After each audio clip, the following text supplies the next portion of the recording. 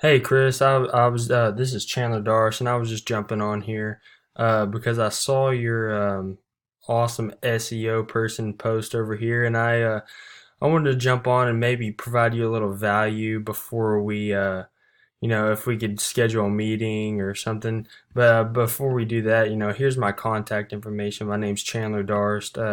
This is my personal number.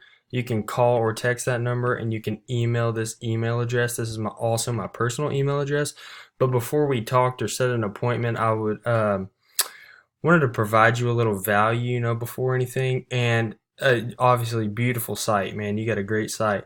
I just wanted to tell you maybe consider putting a big bold phone number right here or a big bold email. Well, somewhere, maybe not right there, but uh, just to give any of your customers or anything a every right to call you or every opportunity to call you, or just make sure they don't have to dig around kind of for your contact information. Maybe they just come on here and then just jump on and, oh my gosh, okay, look, here's his phone number, we're going to call him, here's his email, we're going to email him.